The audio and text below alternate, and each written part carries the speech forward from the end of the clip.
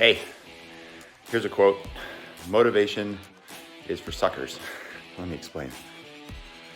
First, I gotta sit down. So, Scott Simbucci here at Sales Qualia, and in this video, I just wanna take a couple minutes to talk about this idea of why motivation is for suckers. This month, in October, a friend of mine has been wanting to do a half marathon, a trail marathon. He said, hey, you wanna do this one with me? I've been taking some time off since my last running in the summer, but I said, hey, this sounds fun. It's a shorter race for me. It's a good race for him. And he wants to, get himself in shape going into the holidays. The race is in November.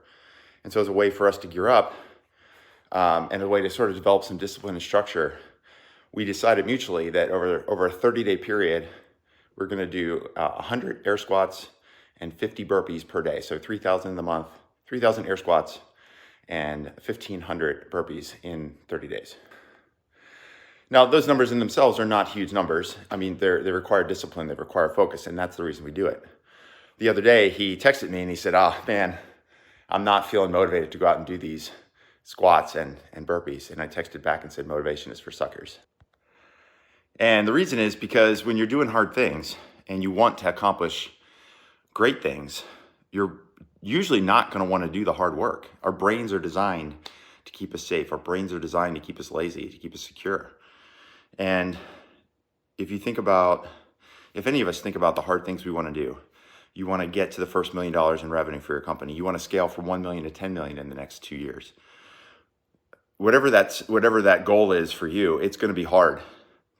And there's going to be a lot of stuff that you don't feel like doing. You're not going to feel motivated to go out and do your prospecting. You're not going to feel motivated to spend extra time on that product demo and getting ready. You're not going to feel motivated to sit down with that team member that's underperforming and that you've given that performance improvement plan to. You're not going to feel motivated to sit down with that person and say, listen, this is just not a good fit for us anymore.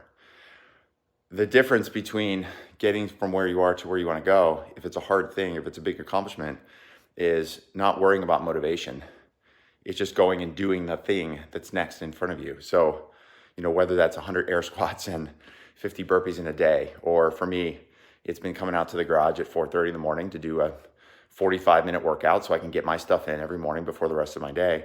I don't feel motivated to come out here at 4:45 in the morning, believe me. I'm a morning person, but even there, it's hard. So regardless of where you are, you're never gonna feel motivated to do most of the things.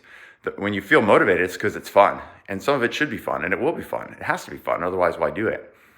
The rest of it, the other 90%, is gonna feel like work. You're not gonna feel motivated. So don't worry about motivation. Motivation is for suckers. Go do the work that needs to be done.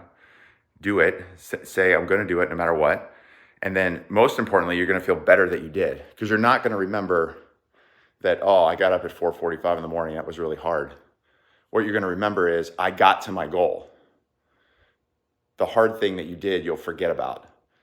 But that goal that you hit, the outcome that you want to achieve, that's the thing you're going to remember.